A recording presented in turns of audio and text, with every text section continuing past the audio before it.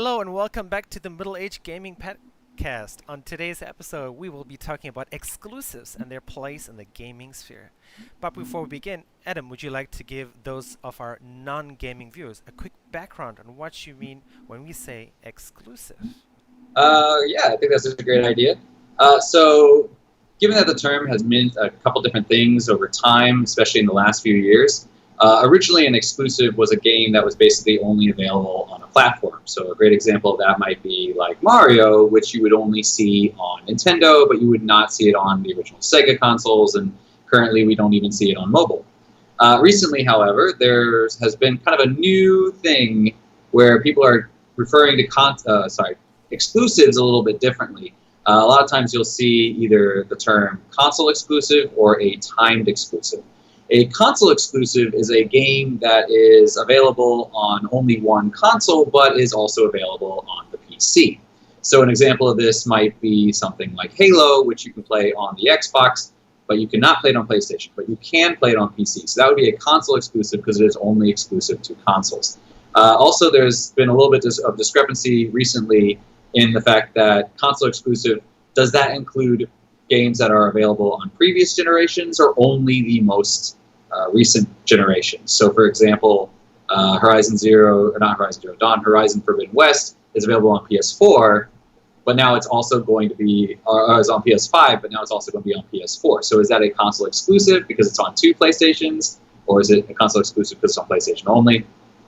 And then there's also the concept of a timed exclusive now, which is basically when a game comes out and it says that it will be on one console for a set period of time, and then later on come to other consoles. So a good example of that might be something like Nier Automata, which was originally on the PlayStation only, and then later came to the PC and the Xbox. So, Kriyan, would you like to take it from here? Sure. Thank you for that quick history lesson. As I mentioned before, today we'll be talking about our opinions on exclusives. What are the pros, what are the cons, and are there any in particular that we feel are going to be a real system sellers as we move into the new generation? But we will get into that in a bit. As first, we'd like to take a short opportunity to talk about what we have been playing this week. Adam? All right, so I have been playing Ghost of Tsushima. You might have seen my stream if you checked it out. However, basically, it is a game made by Sucker Punch, and that is one of PlayStation's exclusive studios. So this is a PlayStation exclusive game. I've actually really enjoyed it. I found it to be kind of the opposite side of the coin for Horizon Zero Dawn, in that Horizon Zero Dawn and Ghost of Tsushima have very similar control schemes. They have very similar exploration, very similar kind of the way the story progresses and the way you level up your character. However, Horizon Zero Dawn was primarily focused on ranged combat. So Aloy is very skilled with a bow. Basically, all your attacks are going to be, you're going to be coming into a situation, thinking about how should I deal with this, setting down traps, and then going in and attacking from range. Whereas Jin in Horizon Zero Dawn is a samurai, so actually his primary focus is going to be on melee, and you can either do that through stealth and assassination, or you can kind of do that as a direct attack in the traditional kind of samurai honorable one-on-one combat kind of deal. So it's very interesting to see how similar these games are, but how the gameplay, even though it feels very similar, it's actually quite different because you are approaching it in a very, very different way. So my thoughts on it so far is it's really good. They put a lot of love, you can tell, into the graphics. I made a comment where I'm walking through and you can just see the grass swaying in the wind. They have really good use of kind of making the game feel more immersive in the sense that you don't have so much of a HUD that you would normally have, a heads-up display.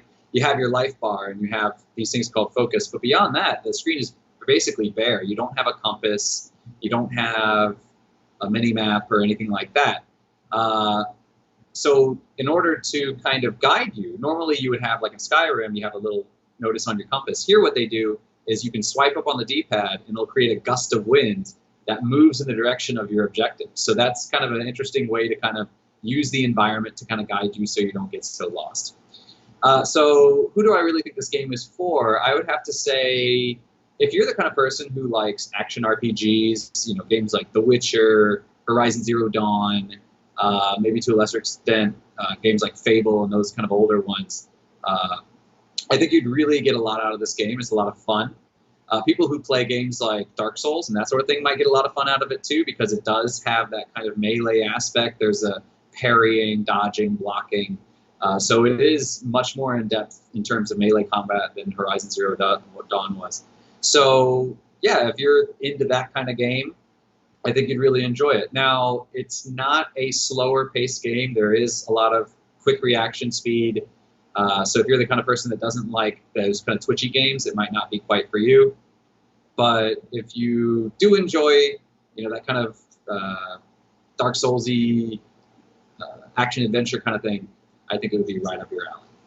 So we're gonna open up a section for questions here. So if Kriyan has any questions he'd like to ask. All right.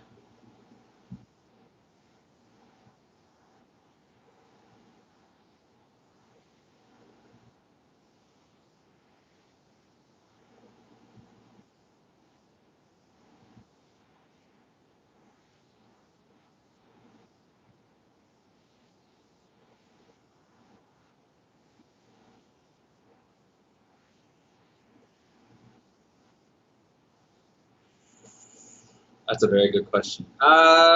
Maybe around 6 or so, 6 to 8, somewhere in that range, I would say. Um,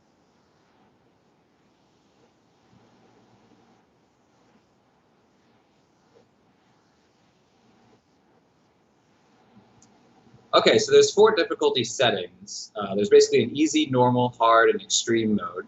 I'm playing on the normal mode. I haven't tested the other ones. Yeah, on normal, I would say it's maybe, for me, a 6 or a 7. It's a little bit harder than a lot of other games I've played straight up, and that's just because a lot of it is the Twitch speed kind of thing. And there is a lot of emphasis on parrying, so you do have to have really quick reaction time so that when they swing, you can block them. So for me, I've struggled a little bit with that. So for me, I would say a 6 or a 7. If you're the kind of person that plays like a Dark Souls game and you're really into these really extreme, or was it Bloodborne, then you'd probably see it more as like a 5, a pretty average kind of thing. But for me, who hasn't really played those kinds of games, I find it a little bit on the difficult side, even at medium setting.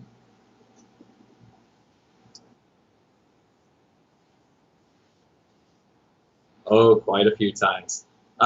So yeah, so a lot of people that I've seen online kind of complain that the game does not have lock on. So a lot of these other games like Dark Souls have a lock on where you can lock onto an enemy and the camera focuses on them. Ghost of Tsushima does not have that, and the creators have said that that was a choice that they made because they wanted to kind of allow Jin to move freely between multiple enemies at the same time. So there have been several times where I'm being attacked by 3 guys, and they're just coming at me from different angles, and I'm just trying to like pick them off one by one. So that's definitely happened a few times. The game, thankfully, if you do die, it just puts you right at the beginning of that fight again. If you're, say, storming a fortress or something like that. But if you do randomly encounter enemies in the wild and they kill you, you'll respawn at the beginning of that fight, but the enemies are gone.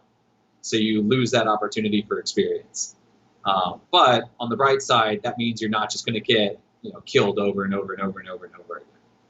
So yeah, I've definitely struggled a few times, specifically with the animals. Human enemies are not that bad, but the bears and the dogs are what really get me. So yeah. All right. So Kriyan, what have you been playing?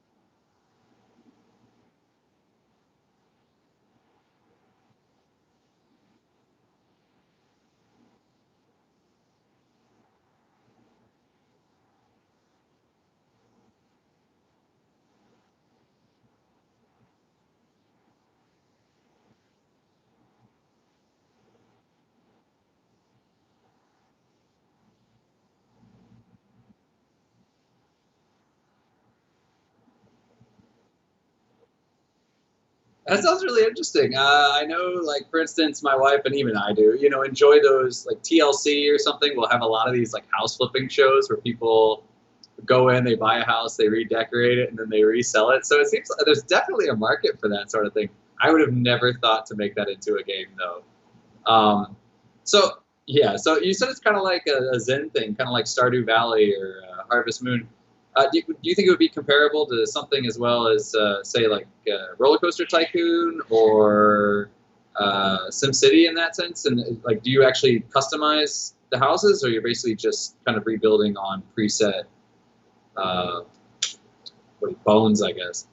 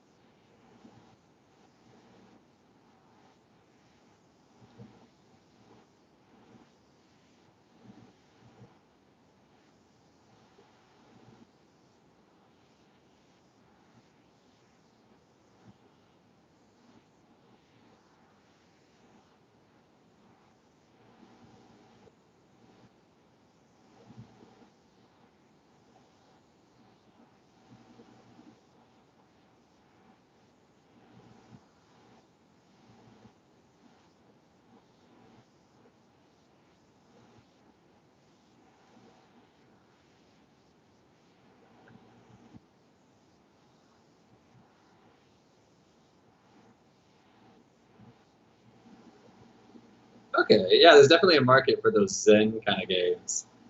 So, all right. So on to our topic, I guess. All right. So, as you have guessed, today's topic is exclusives. We are giving you the exclusive on exclusives.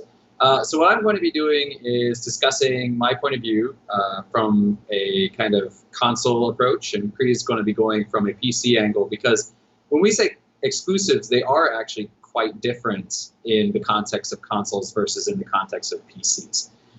So, anyway, to explain kind of how exclusives work in consoles, they're actually kind of a touchy subject, particularly among what we like to call fanboys, which admittedly I am a bit myself.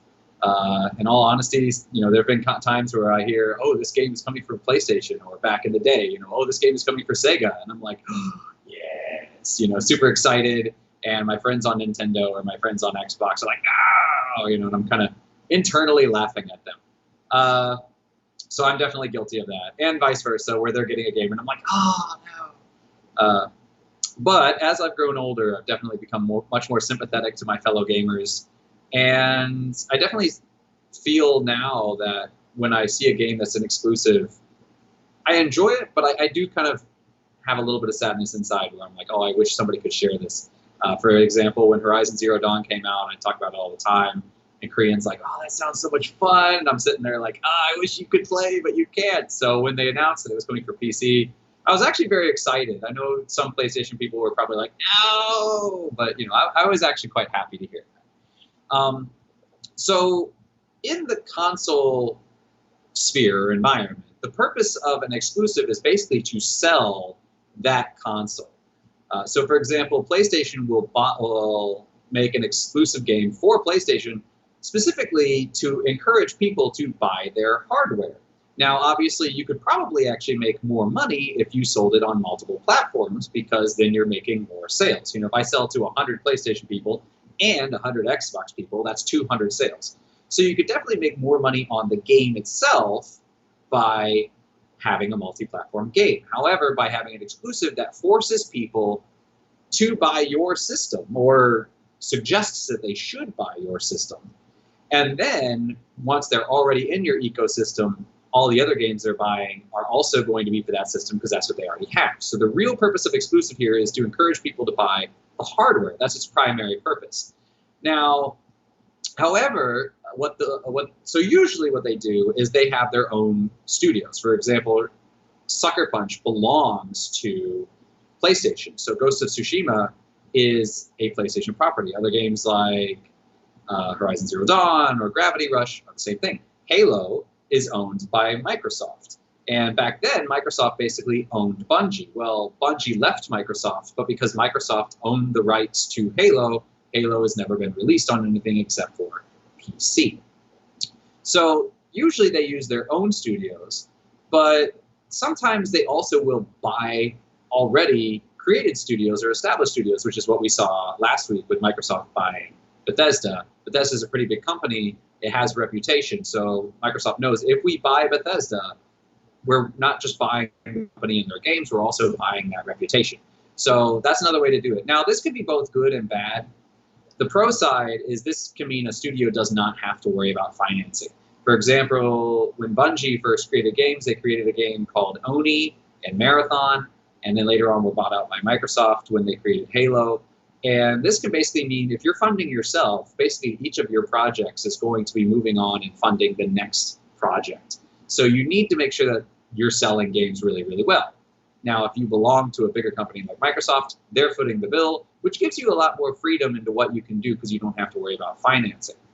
On the downside, though, this can often mean that you're not the one calling the shots. As we saw with, say, Bungie, after they left Microsoft, later on were bought out by Activision Blizzard, and Destiny came out, and there were a lot of complaints about things like microtransactions and that sort of thing. Most of those were not Bungie's decisions. Those were Activision's decisions telling Bungie, hey, you need to put this in your game. So you do lose a lot of artistic freedom when you do that. So that's a downside. So there's goods and bads.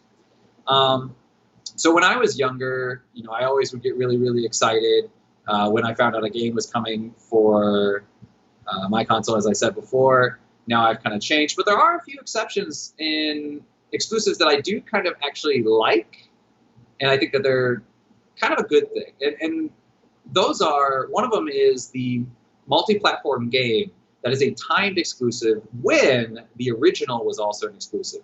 And an example of that would be Final Fantasy VII Remake. Now, Final Fantasy VII released on the original PlayStation back in 1997.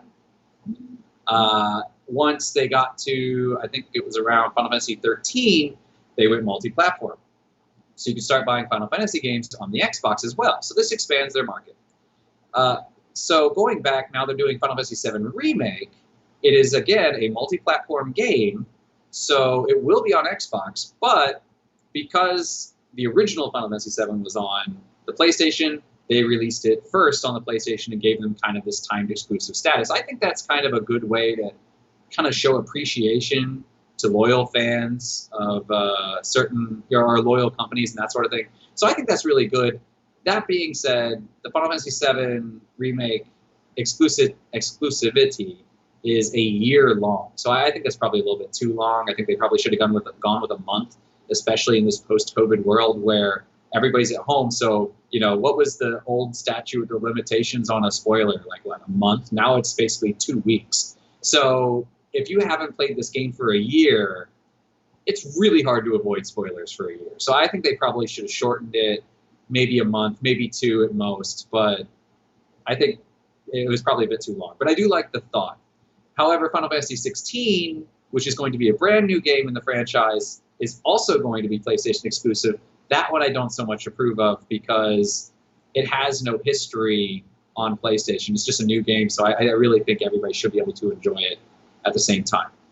The other thing that I think is good about exclusives is when they do console-specific kind of treats, I guess you could call them. So an example of this would be like Soul Calibur 3, which released on the PlayStation 2 and the Nintendo GameCube and the Xbox. And the game was identical for all 3 systems, with the exception of each console had its own character added into the game. So for instance, Nintendo had Link from The Legend of Zelda as a playable character. I think that's really cool that you can add something that has this Nintendo flavor, and it would make sense that you wouldn't be allowed to have Link on different consoles. So I think having that was kind of cool. You know, PlayStation got I don't remember his name. I think it's Hihachi or whatever from Tekken. Sorry, Xbox got Spawn, which didn't make a lot of sense. They should have gotten Master Chief. But I think that kind of idea is kind of a cool little nod to the console. And it's kind of fun. An example of how I think this is done really badly, though, would be Destiny, giving PlayStation users special weapons that are available to them and do not become available to PC or Xbox until much later, which at that point, usually they've had a couple expansions and those weapons aren't really viable. So it's kind of like, yeah, you can have it, but why would you want expansions and those weapons aren't really viable? I don't think Destiny's approach is the correct way to do it. However, I understand why they did it, and that's because PlayStation just threw a bunch of money at it. So, but there are definitely some advantages to console exclusives. So one of them is parity. Okay, one of the reasons that people would argue consoles over PCs are always more powerful, but consoles are always consistent in their power, which means that if I am playing on a PlayStation and you're playing on a PlayStation, there's not really this competition of my PlayStation's better than your PlayStation, which if you have that on PC, that's definitely a thing. I have a better graphics card, I have a better processor, I can process the game faster at a higher resolution so I can see you from further away because I can see you more clearly. And I can see you faster because my frame rates are better. On consoles, you don't have that. So having an exclusive thing, because especially in this upcoming generation, Xbox and PlayStation are really going for different things. PlayStation is really going for those faster load times. Xbox is really going for those higher teraflops. So if we're loading into a game and I can load the game faster than you can, that might give me a slight advantage. So making that PlayStation only would make that fair. So I think that's a good thing. The other thing that I really like is when they take advantage of peripherals, okay? Nintendo is kind of the king of this. We've seen this with the Wiimote. We've seen this with the Switch fitness ring, okay? They take their controls and they're able to create a game that you just frankly couldn't do on another console. You couldn't take that fitness ring and put it on a PlayStation. It doesn't really work as well because the PlayStation controller doesn't come apart in the way a Switch controller does. So I think that's really great. Another example is Ghost of Tsushima on the PlayStation has good use of the D-pad, where depending on which direction you swipe, you effectively get 4 additional buttons, plus the D-pad itself, which is a 5th button. So you can do a lot of things like that, or a game like Okami, where you're drawing with the D-pad, or I demonstrated in Final Fantasy XIV, where the D-pad can kind of act as a tracking pad on a laptop. And Xbox even has their own.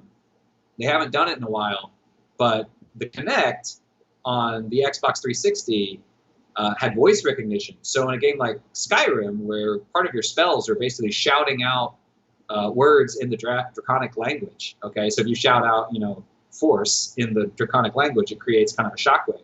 They're basically shouting out functionality to the Kinect words in the Draconic shouting language, at my screen, okay? So casting spells based on what I'm shouting out. So I don't have to use buttons. So I think exclusives that take advantage of what this system can do are also really, really great. There are some things that I really hate, though. And that's basically when a game is jumping between consoles. Probably the worst offender that I've ever known for this is Monster Hunter, which came out originally on the PlayStation and then went to, the NDS, and then they were on Switch, and then they went to Monster Hunter World came back out on PlayStation and Xbox, and now they're doing another Monster Hunter, which is going back on Nintendo. So I really don't like it when franchises do that, because if I like a franchise, I want to be able to enjoy everything on it. Kingdom Hearts is another thing like this, where the original 2 were on PlayStation 2, and then they jumped over to Nintendo. So all the PlayStation fans are now missing a good chunk of the story. All the Nintendo fans are missing the whole beginning of the story. The only way to get the whole story is to buy both consoles. So I don't really like that. And then, as I said before, I don't like exclusive content in multi-platform games like Destiny. So, Kriyan, would you like to fill us in on the PC side of things?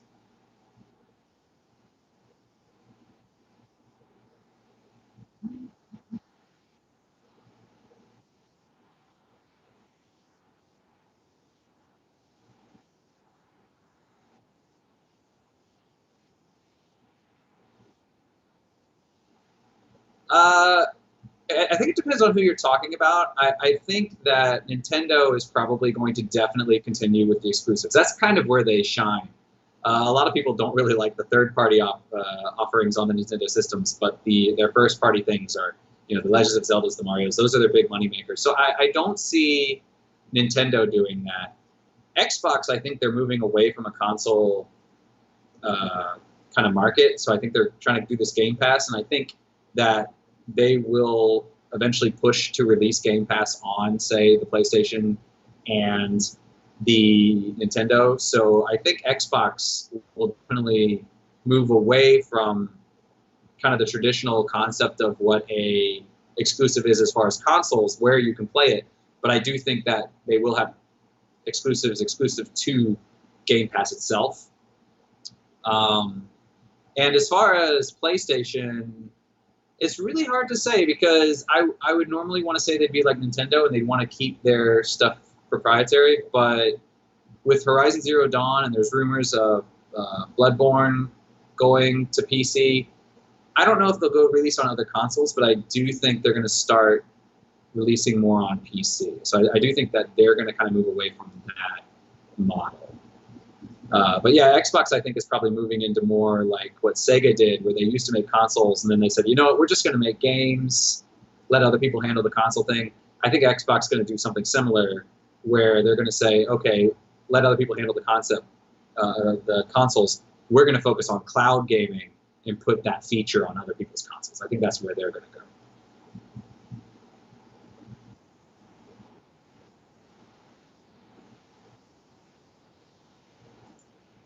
Sorry about that.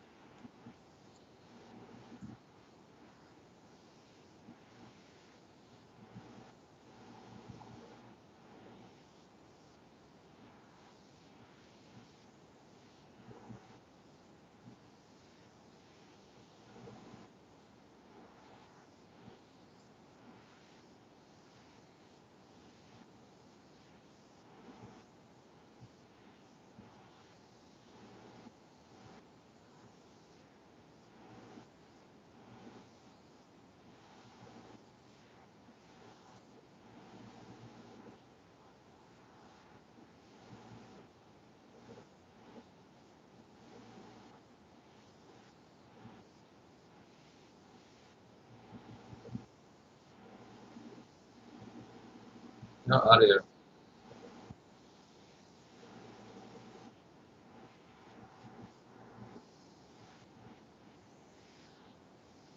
I guess I have audio.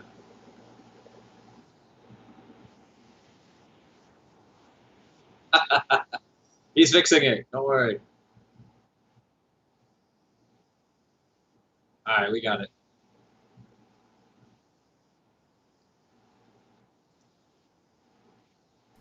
Okay, Might be our connection. it's very spotty. It might be the connection. Duckwayne is somebody you know, right? Yeah, maybe. Thank you. All right, so as I was saying, yeah, Epic Games, they bought out a bunch of companies. I shouldn't say they bought out. They bought exclusives from a bunch of companies. One of the games is a game called Ooblets. It's made by a lady called Rebecca Cordingley. Ben Johnson. Ah, yes. Okay, yeah, I know him. High school friend. The grenade sniper, as we called him back in GoldenEye. Yeah, she created a game called Ooblets, and they did Patreon, so people supported them, and sort of almost to the early access release date, they suddenly came out and say Epic offered them an exclusive deal, and that all their Patreon supporters would be. Wow, I didn't realize how distracting Twitch chat can be. Cover it up, cover it up. I'll watch the guy. Okay. And so lots of people were not happy because they didn't want to use the Epic Store. And Ooblets is not the only game. There was Control. There's a bunch of other games. If you go onto the Epic Store right now, you look at games that are upcoming. At least 2 out of 3 of those games are exclusives where Epic has said, please give us the right to this game. And for the next 1 year, the only people, if you want to buy the game, if you want to play the game, you have to do it on the Epic Store. Probably one of the most recent news is Rocket League, which is a very famous multiplayer game. It was on Steam, and on Steam you had to pay for it. I mean, it was about 10, 15 US dollars, and they decided they're moving off Steam, and they're now on Epic Store for free. So all the people who wanted to play Rocket League, who paid money on Steam, now all the people who didn't want to pay money can play it for free on the Epic Store. Now, as far as these exclusives go, some people like them, some people have hated them, some people don't want to use the Epic Store. A reason behind that, and this is just a rumor, let me emphasize that. Epic is owned in part by Tencent. Tencent is the biggest entertainment, gaming. They do loads of things. Even in my other job in architecture, Tencent is involved there. They own a share in Epic, and sort of something to hit this home is that back in the day when one of the Blizzard Hearthstone streamers, he said, free Hong Kong, and Blizzard banned him immediately for life, and Epic was like, we would Wait, never I thought do it was that. 6 months. Yeah, yeah. Oh, 6 months. 6 months. Thank you for that. And and then Epic came out. Tim Sweeney, who's the CEO of Epic, came out and said, "Oh, we would never do that." Then he said, later on, he said, "Oh, politics and gaming should be separate." So then people took that to mean like, "Oh, okay, Tencent told him, oh no, you shouldn't say that." So again, it's mostly rumor. Adam and I have a friend, Hans. We played Borderlands with him before. He refuses to open up an Epic Store account because of Tencent. He's a very pro-Taiwan democracy, and Tencent and other companies have to follow Chinese law, which states there is only one China. So loads of American people, loads of Western people have not opened an Epic Store. I mean, as far as my family is concerned, though, my brother's in England, my younger brother's in South Africa, they don't care.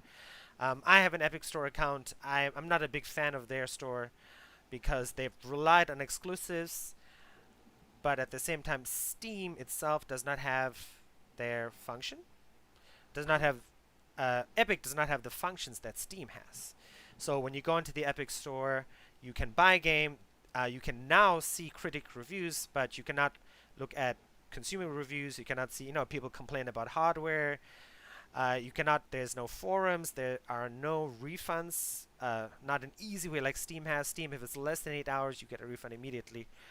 Now, I may sound like I hate the Epic Store. I do not. I mean, I've got loads of games on it, and the Epic Store is great because they do offer developers get a greater share of the cut. So as a developer, you get more money when people buy games from the Epic Store, which means you can hopefully develop your game more, release more DLC, or work towards a second version of your game. Exclusives do give the developers lots of money. I mean, the game Ooblets, which is like Stardew Valley, they got somewhere upwards of $5 million US was the rumor. There is no confirmed amount. I mean, for 2 people, a husband and a wife, $5 million. They just had a baby as well. I mean, which is a lot of money that can sort of help you reach your dreams. So I mean, TLDR, right? As what they say on Reddit. Yes. Yep. Too long, didn't read. Basically, I think exclusives are good for the developers. I think they're bad for consumers. How to find a balance between the developers and the consumers and the platforms, that's something above my pay grade. I hope in the future that Epic and Steam and Uplay and Origin and Good Old Games, I mean, there's loads of platforms, they can somehow find a way to all work together so that we cannot have to install 6 or 7 platforms on a computer to play games and make it easier for the consumer. Okay. So, yeah. Okay. Yeah, no questions. You pretty much summed it up. Oh, cool. And then, Adam, we're going to start it off with your news. If you got something exciting to talk about.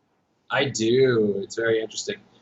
So you might have heard me mention previously the whole Microsoft saying that they didn't see Sony as a competitor. They saw their competitors going forward as Google and Amazon. Well, we've already known about Google Stadia. That's been out for a while. However, now Amazon has also announced that they are jumping in the ring with Luna, Amazon Luna.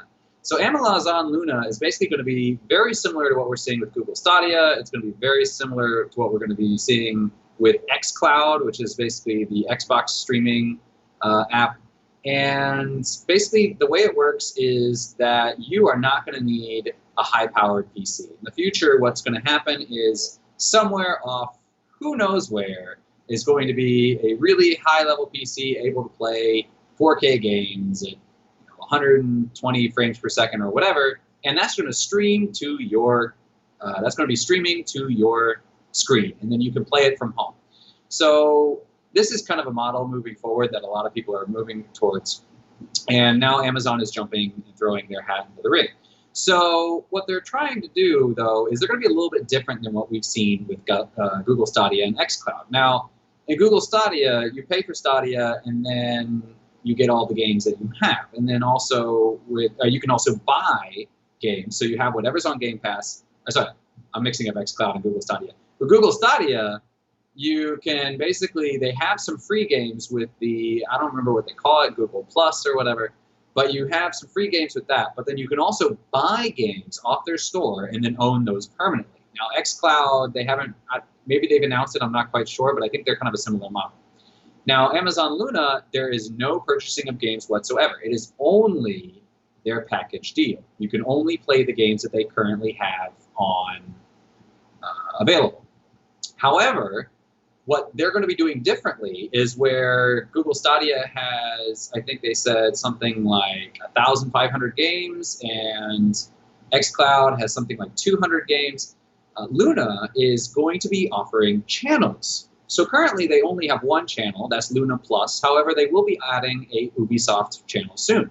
So instead of paying for instance, going into the prices, Stadia is currently $9.99 a month, so $10 a month. xCloud is $14.99 a month. Luna is only $5.99 a month. However, you basically, I don't know if you have to pay individually for the channels or if you pay for one thing and can select a certain number of channels.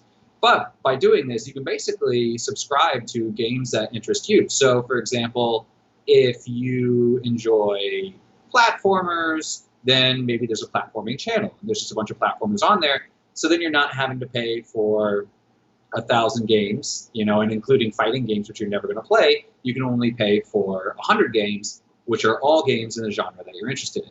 So that's kind of a very interesting thing that nobody else has been doing, and it'll be interesting to see if they kind of, we see other people jumping into this as we go.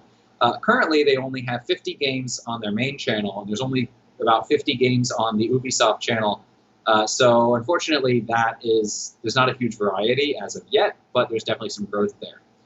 What's also interesting about it is if you get their official controller, which is going to be $49.99 or $50, what you can do is normally, if I'm using, like, say, xCloud, I attach the controller to my phone using Bluetooth, and then the controller will go into my phone, and then my phone will contact the servers, and then it'll come back. Now, with Luna, if you have the controller will contact the servers directly as long as it has access to your Wi-Fi connection.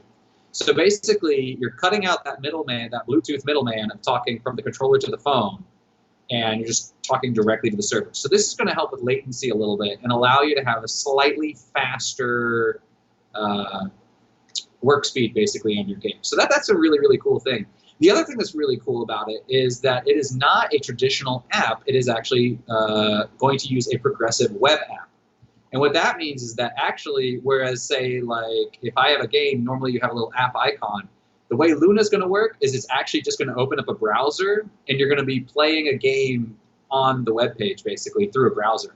And by doing this, they can bypass the Apple Store, because you can just access your page directly from the internet using your web browser. So they are bypassing the Apple Store, and they are not having to deal with any of the stuff that Epic has to deal with. And I don't really think Apple can really do anything other than, quite frankly, banning their website from their browser. So that would definitely be a huge issue. So they've basically taken Epic's problem and fixed it for them. So maybe Epic will adopt that in the future. We're not quite sure. But since we're already on the topic of Amazon, there is one other thing in the Amazon news that I'm going to cover, and that is if you have pre-ordered your PlayStation 5 or Xbox X Series, it looks like PlayStation will go up for a second round of pre-orders. Xbox, it looks like they're done, so if you didn't get it, you're just going to have to wait for the first day. However, Amazon is now releasing emails telling people that their Amazon pre-orders of the Xbox Series X and the PlayStation 5 may not arrive on time. And what's even more alarming is they are not telling people when it may arrive. So even though you pre-ordered your Xbox Series X or your PlayStation 5, you might not get it on release day. You might actually end up having to wait up to a couple weeks to actually get it. We're not quite sure right now. But obviously that's causing a lot of people's distress, considering that the whole purpose of pre-ordering it is having it day one. And if I pre-order it and it doesn't show up for a couple weeks and I could have walked into a store and bought it before that, that is going to be very, very distressing. On a personal note, I know how that feels when Final Fantasy VII Remake came out. I pre-ordered it, but my copy had to be sent to the States, and then it had to be sent from the States to here, so I ended up getting it about a month after release. So I definitely feel those people's pain. So what about you, Korean? Did you find anything interesting in the news this week? Sure.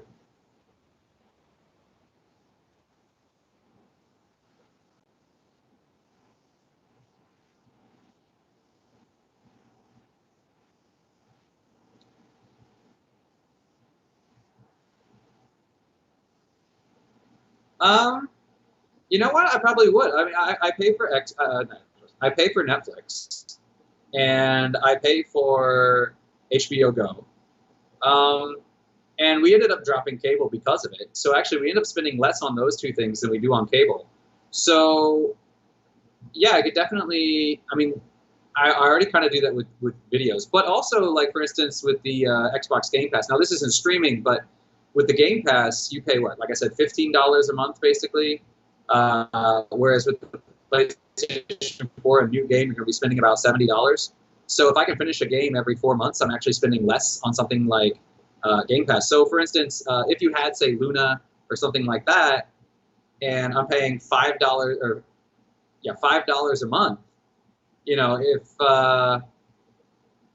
yeah, I mean, if it has games that I want on it, absolutely. I mean, you'd probably end up saving money in the long run, to be honest. It does seem kind of counterintuitive. You're thinking like, oh, I'm paying every month as opposed to only choosing when I pay. But if you're the kind of person who's consistently playing, I definitely see that as a definitely a good option. My only concern would be latency, because when I'm playing on a local system, obviously there's no lag. It's very smooth. My internet currently is not that good. As 5G starts to become more common, maybe that can kind of pick up the slack. But then at the same time, as it becomes more common, you're going to have more users on it, and that's going to start eating up the bandwidth. So I'm definitely open to the idea, but I'll have to wait and see how it works.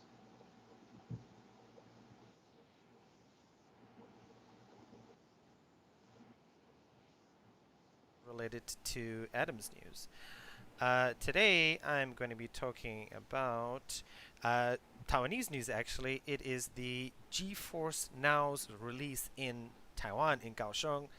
I was really excited when xCloud was released and GeForce Now was released. Um, and I mean, now Adam talked about Amazon Luna. Hopefully, Amazon Luna launches in Taiwan as well. That would be great. Because a big problem with a lot of these services is that they launch in America, they launch in typically the Western markets first, which is strange to me because cell phones and cell phone gaming are such a big thing in Asia. In general, you'd figure they would launch it here, and not to mention, I mean, we have affordable 4G internet and even cheaper 5G internet. People have proven Taiwan's 5G plans, unlimited 5G plans, are $10 cheaper than American 5G plans.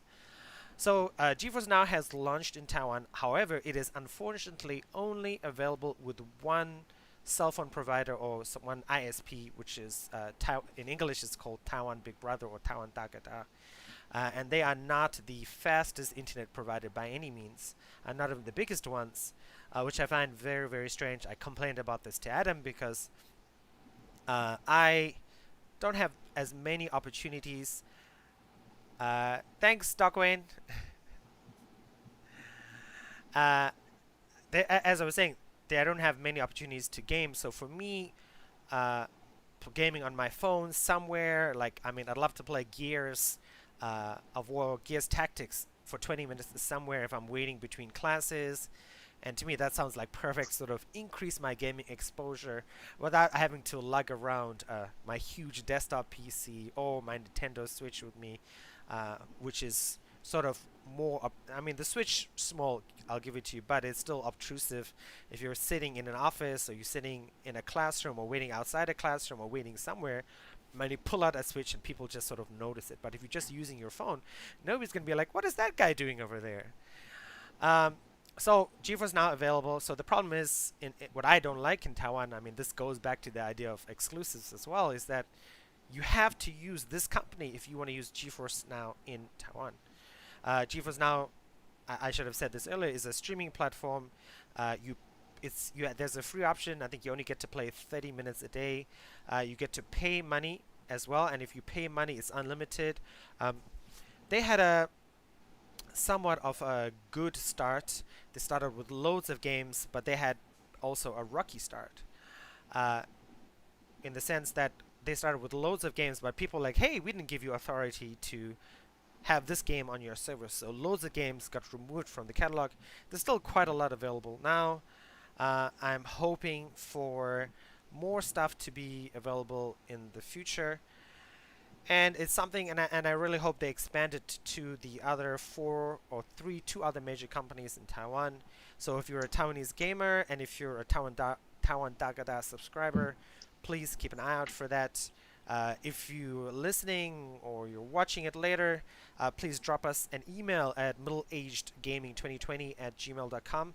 Let us know what you think about GeForce Now in Taiwan. I actually have to ask some other people, maybe they know it, and I'll hopefully report about it again in the future. All right. So, Exciting. what do you think, Adam? So yeah, I mean, it's great. The news that we finally have it available now in Taiwan. We tend to get things really, really slow. I was waiting for HBO Go for over a year. They had commercials on TV, but it was always in Thailand, and it was never in Taiwan. And it's like, oh, come on, guys. So the fact that we're finally getting something, I think, is actually really great. So really happy about that. Now, I probably won't be using GeForce myself, but yeah. Okay. Too much money. I'm looking forward to something. Whatever works in Taiwan, I'd like to give it a try. I tried Xbox Game Pass for a while, and that was, I mean, it's not a streaming service, but it was cool to have like a selection of games. So we'll see what happens in the future. We're actually like super over time for the first time. Oh, sorry about that. No. Our longest episode yet, so it's interesting. All right, well then we should probably cut it off, I suppose. Indeed. So Adam, we should mention that we're actually going to be streaming a bonus episode this week at some Yes. time. I haven't decided when yet. Adam's got a bit more free time. It's going to be a surprise. But yes, it is in honor of we living in Taiwan. Moon Festival is coming up, so we will be having a special Moon Festival episode. I don't know if we're going to actually cover anything about Moon Festival, but that's why we're having it. So. Indeed. And we're just going to it'll be an entirely gaming-focused episode. We're going to talk about games we're playing. Again, games maybe that you should look out for in the future, and old games that we have played that we'd like to recommend you. Because if you're a person like me, maybe not Adam, because Adam is just totally focused. I wish I was him.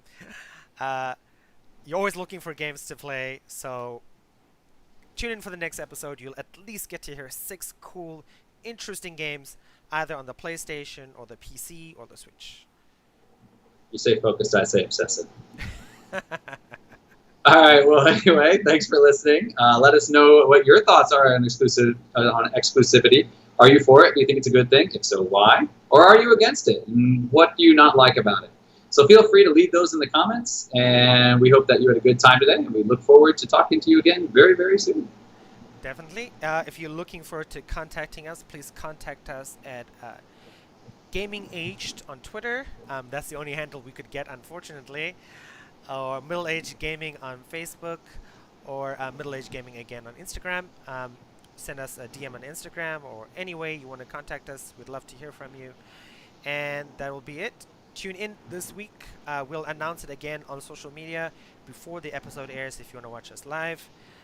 Thanks again for watching, and we will see you guys later on this week.